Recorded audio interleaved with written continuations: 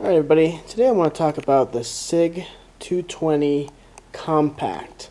Not to be confused with the SIG 220 Carry, which is a much larger gun. This is the pistol right here. This one is a SAS or SIG anti-snag version. It is wearing Hogue G10 grips.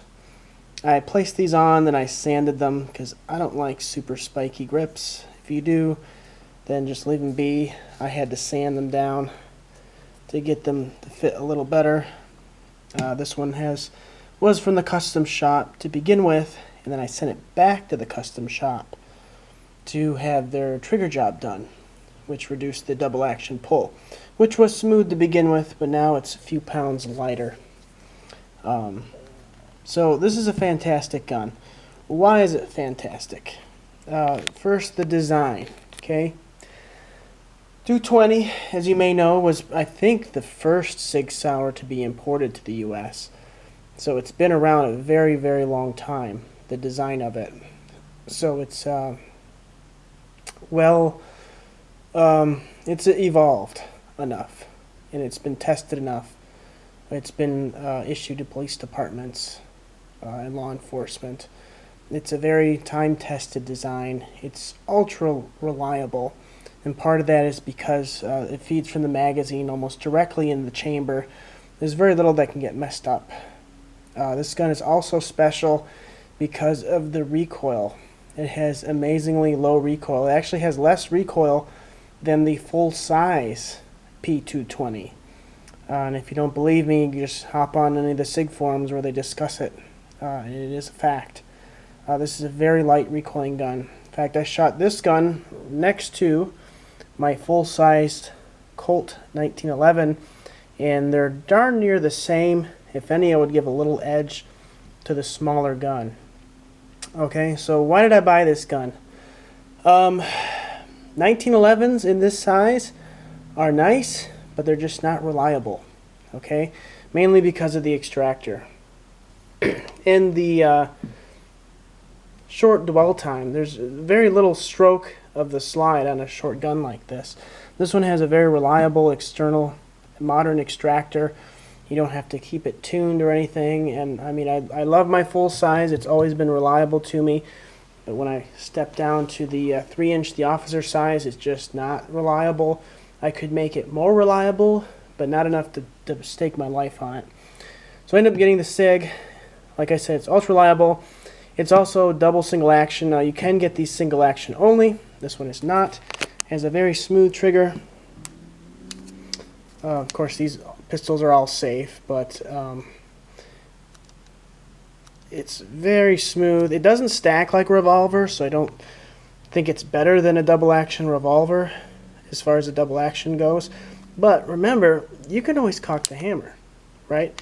Unless you're doing a quick draw and shoot scenario, which is likely to happen, in which case you just point and pull the trigger all the way back. But if you're, hear a bump in the night, you can fan that hammer, especially with, I'm holding the camera, but with my left thumb, if you're used to single action shooting, you can easily cock it. And as long as you keep your finger off the trigger, it's a safe pistol, right? And you can, of course, decock it. It does have night sights. The bore axis is a little bit high. It will push you around a little bit, but it's not sharp.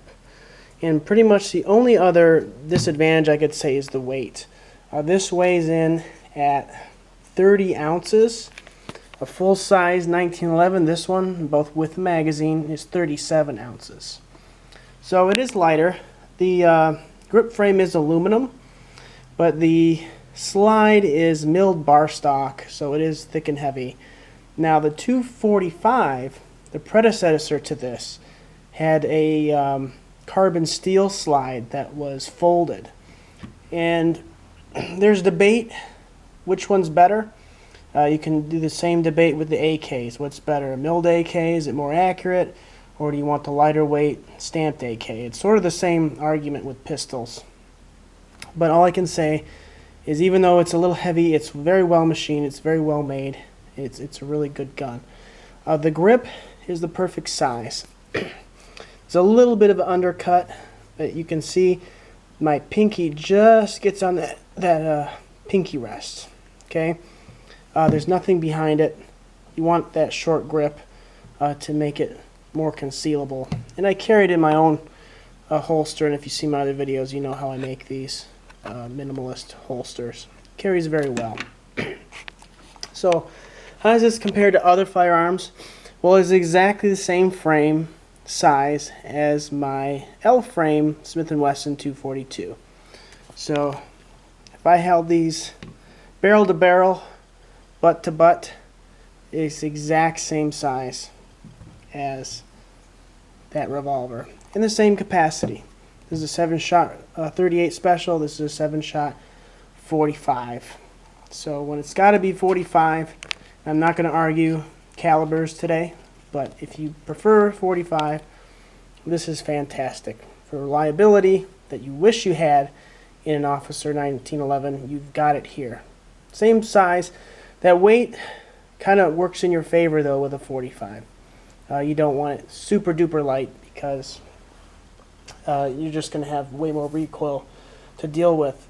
Just to show you a similar type of pistol, this is my Rami. Rami's 26 ounces, and again, this is 30 ounces. This is 37. This is actually the lightest at 19 ounces of the four. But the Rami is a little bit smaller in the grip and a little bit smaller in the barrel.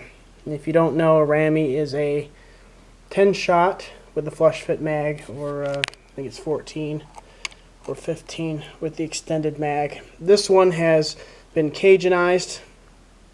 So man, this double action trigger is the greatest. It beats the 220.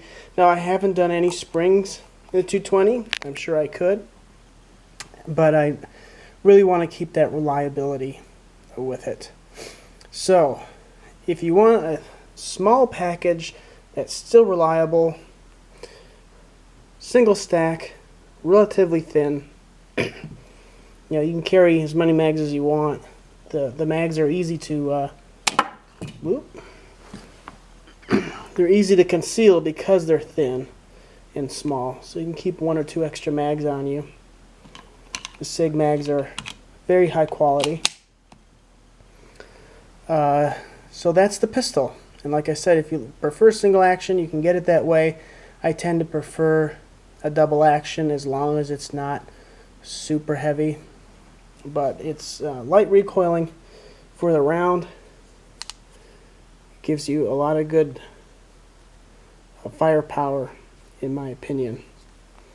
Here's a look on the business end. Yeah, that's what you get with a 45. So now let me grab some of the ammo, some of the bullets I've been shooting, and I'm going to show you why I love this thing. So this is a home cast bullet. You see that divot, you know what that is. I was testing the hardness. This is darn near pure lead. I can make these for just about free, but that's what you get with a 45. This was shot into a jug of water. I was just testing the expansion. Because it's so slow, you can use a very soft alloy. This is darn near pure lead with a powder coat, and you can get that type of expansion. That's just enormous, and you're never going to get that with a 9mm or 38 or anything smaller. You just physically can't. And I've retained all the weight. These are about 200 grain to begin with. Retains the same weight. Super effective. Lower pressure too. A 9mm is the same pressure as a 357, so it's high pressure. 45 is kind of between like a 38 and a 9mm. A little bit more than the 38, much less than the 9. So it's a pleasure to shoot. If you can find one used, get it. Of course, they don't make it anymore, but I do highly recommend it.